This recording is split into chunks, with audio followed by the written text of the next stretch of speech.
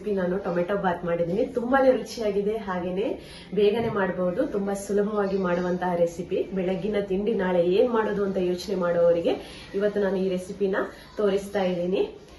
ತುಂಬಾ ರುಚಿಯಾಗಿರುತ್ತೆ, ಹಾಗೇನೆ ಟಿಫನಿಗೆ ಕೂಡ ತಗೊಂಡು ಹೋಗ್ಬೋದು. ಹೊಟ್ಟೆ ತುಂಬುತ್ತೆ ತಿಂದಾಗ. ಈ ವಿಡಿಯೋನ ಸ್ಕಿಪ್ ಮಾಡದೆ ಕೊನೆವರೆಗೂ ನೋಡಿ. ವಿಡಿಯೋ ಇಷ್ಟ ಆದ್ರೆ ಒಂದು ಲೈಕ್ ಮಾಡೋದಕ್ಕೆ ಮರಿಬೇಡಿ.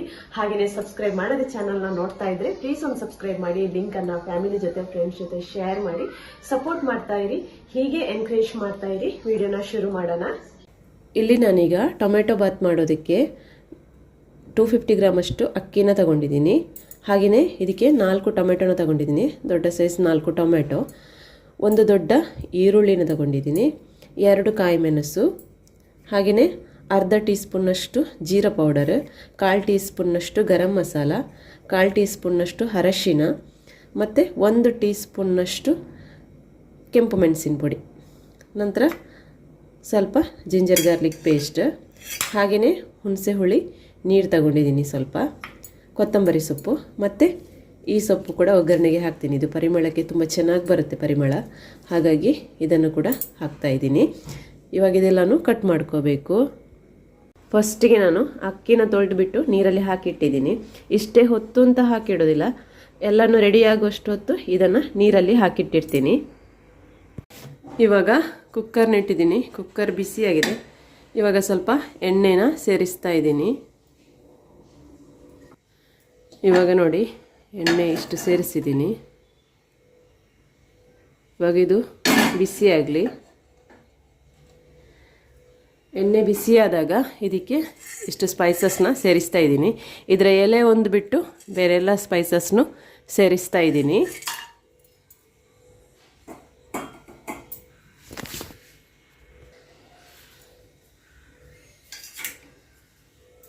ಇವಾಗ ಇದಕ್ಕೆ ಕಟ್ ಮಾಡಿಟ್ಕೊಂಡಿರುವಂಥ ಈರುಳ್ಳಿ ಹಾಗೆಯೇ ಕಾಯಿ ಮೆಣಸನ್ನು ಸೇರಿಸ್ತಾ ಇದ್ದೀನಿ. ಒಂದ್ಸಲ ಮಿಕ್ಸ್ ಮಾಡ್ಕೋಬೇಕು.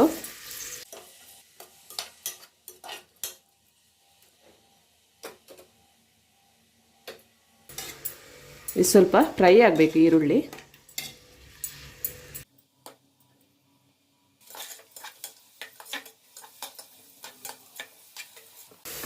ಇವಾಗ ಈರುಳ್ಳಿ ಸ್ವಲ್ಪ ಬಾಡಿದೆ. ಇವಾಗ ಇದಕ್ಕೆ ಜಿಂಜರ್ ಗಾರ್ಲಿಕ್ ಪೇಸ್ಟ್ನ ಸೇರಿಸ್ತಾ ಇದ್ದೀನಿ. ಸೇರಿಸ್ಬಿಟ್ಟು ಒಂದ್ಸಲ ಮಿಕ್ಸ್ ಮಾಡ್ಕೊಳ್ಳೋಣ.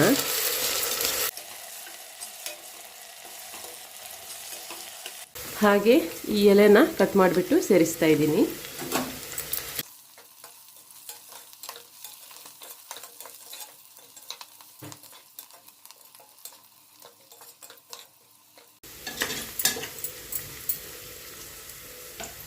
ಇವಾಗ ಇದಕ್ಕೆ ಕಟ್ ಮಾಡಿಟ್ಕೊಂಡಿರುವಂಥ ಟೊಮೆಟೊನ ಸೇರಿಸ್ತಾ ಇದ್ದೀನಿ.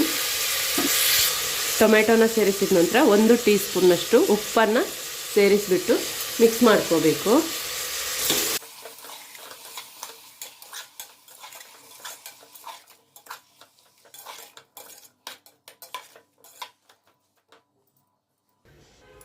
ಇವಾಗ ಟೊಮೆಟೊ ಸ್ವಲ್ಪ ಬೇಯಬೇಕು.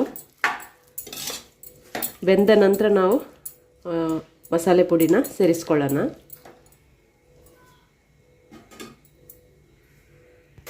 ಇವಾಗ ನೋಡಿ, ಟೊಮೆಟೊ ಚೆನ್ನಾಗಿ ಬೆಂದಿದೆ.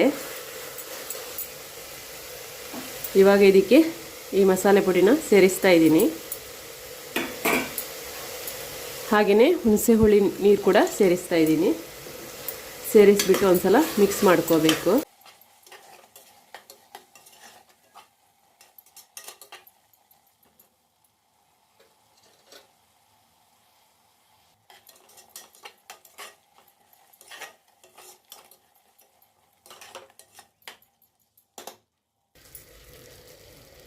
ಇವಾಗ ಇದಕ್ಕೆ ಅಕ್ಕಿ ಹಾಕಿದ್ದೀವಲ್ಲ, ಅಂಥದ್ದೇ ಗ್ಲಾಸಲ್ಲಿ 2 ಲೋಟದಷ್ಟು ನೀರನ್ನು ಸೇರಿಸ್ಕೋಬೇಕು.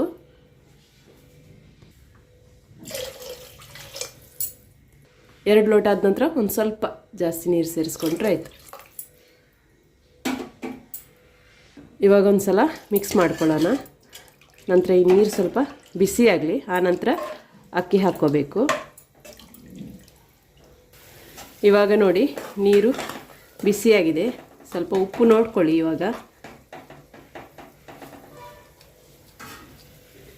ನನಗೆ ಸ್ವಲ್ಪ ಕಡಿಮೆ ಇದೆ ಅಂತ ಅನಿಸ್ತಿದೆ, ಹಾಗಾಗಿ ಸ್ವಲ್ಪ ಉಪ್ಪನ್ನು ಸೇರಿಸ್ತಾ ಇದ್ದೀನಿ.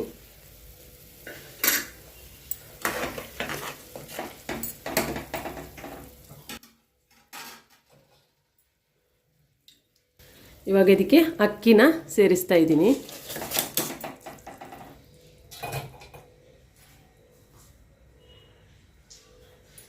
ಹಾಗೆಯೇ ಕಟ್ ಮಾಡಿ ಇಟ್ಕೊಂಡಿರುವಂಥ ಕೊತ್ತಂಬರಿ ಸೊಪ್ಪು ಕೂಡ ಸೇರಿಸ್ತಾ ಇದ್ದೀನಿ. ಇವಾಗ ಒಂದ್ಸಲ ಮಿಕ್ಸ್ ಮಾಡ್ಕೊಳ್ಳೋಣ.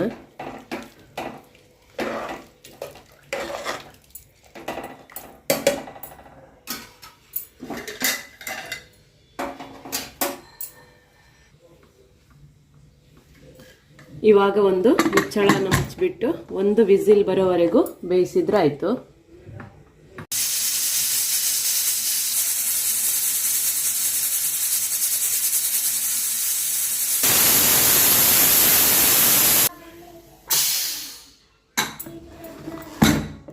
ಇವಾಗ ನೋಡಿ, ರುಚಿಯಾಗಿರುವಂತಹ ಒಂದು ಟೊಮೆಟೊ ಬಾತ್ ರೆಡಿಯಾಗಿದೆ. ನೀವು ಕೂಡ ಇದೇ ಥರ ಟ್ರೈ ಮಾಡಿ. ಹಾಗೆಯೇ ಲಿಂಕನ್ನು ಫ್ಯಾಮಿಲಿ ಫ್ರೆಂಡ್ಸ್ ಜೊತೆ ಶೇರ್ ಮಾಡಿ. ವಿಡಿಯೋ ಇಷ್ಟ ಆದರೆ ಒಂದು ಲೈಕ್ ಮಾಡೋದಕ್ಕೆ ಮರಿಬೇಡಿ. ಇನ್ನೊಂದು ವಿಡಿಯೋದಲ್ಲಿ ಮತ್ತೆ ಸಿಗೋಣ. Thank you.